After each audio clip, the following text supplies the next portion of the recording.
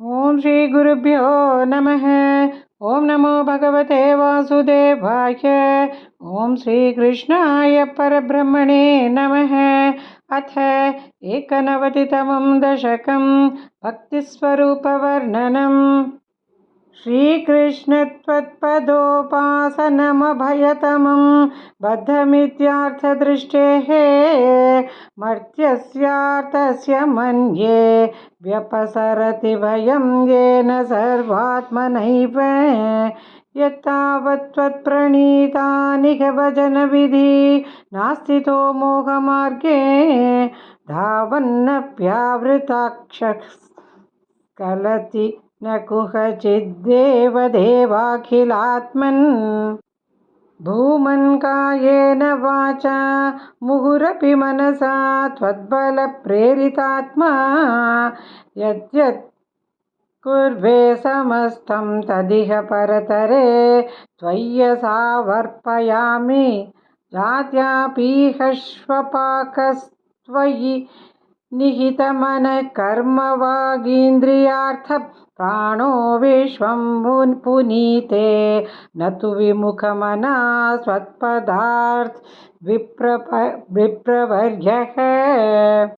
भीतेर्नामत्वदीयाद् भवति ननु मनः कल्पितं च द्वितीयं तेनैक्याभ्यासशीलो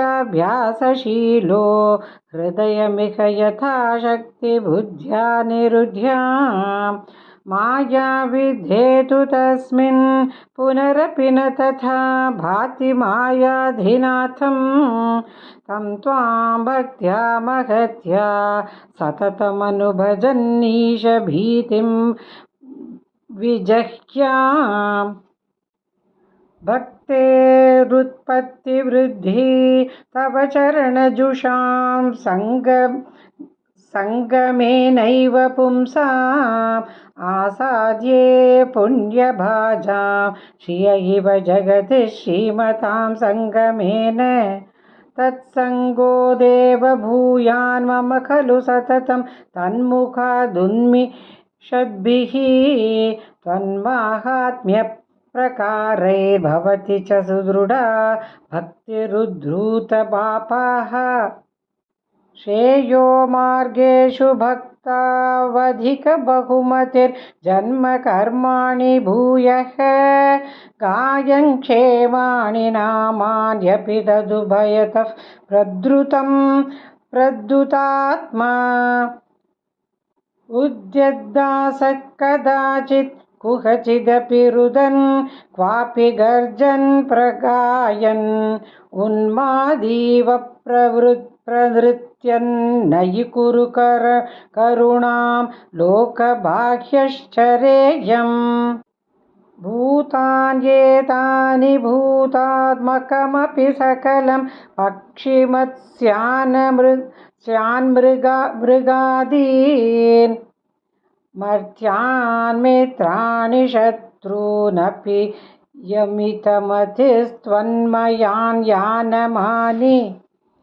त्वत्सेवायां हि सिद्ध्येन्मम तव कृपया भक्तितार्ढ्यविरागः त्वत्त्वस्यावबोधोऽपि च भुवनपते यत्नभेदं विनैव नो मुह्यं क्षुद्रडाद्यैर्भवसरणिभवैस्त्वद्निलीनाशयत्वात् चिन्ता सातत्यशाली किं निमिषलवमपि त्वत्पदादप्रकम्पः इष्टानिष्टेष्टुतुष्टिव्यसनविरहितो मायिकत्वावबोधात् ज्योत्स्नाभिस्त्वन्नखेन्दो रधिकशिशिरितेनात्मना सञ्चरेयम् भूतेष्वेषु त्वदैक्यस्मृतिसमधिगतौ नाधिकारोऽधुना चेत् त्वत्प्रेम त्वत्कमैत्री जडमतिषु कृपा द्विषु भूयादुपेक्षा अर्चायां वासमर्चा कुतुकमरुतरश्रद्धया वर्धतां मे त्वत्संसेवी तथापि धृतमुपलभते भक्तलोकोत्तमत्वम् आवृत्य त्वत्स्वरूपं क्षितिजलमरुदाद् यात्मना विक्षिपन्ति जीवान् भूयिष्ठकर्मावलि विवशगतीन् दुःखजाले क्षिपन्ति त्वन्मायामाभिभून्मा मयि भुवनपते कल्पते तत्प्रशान्त्यै त्वत्पादे भक्तिरेवेद्यवदधि विभो सिद्धयोगी प्रबुद्धः दुःखान् यालोक्य जन्तुष्वलमुदितविवेकोऽहमाचर्य वर्यात् लब्ध्वा त्वद्रूपतत्त्वं गुणचरितकथाद्युद्भवद्भक्तिभूमा मायामेनां तरित्वा परमसुखमये त्वत्पदे मोदिता हे तस्यायं पूर्वरङ्गः पवनपुरपते नाशया शेषरोगान् नारायणाखिलगुरो भगवन्नमस्ते नारायणाखिलगुरो भगवन्नमस्ते।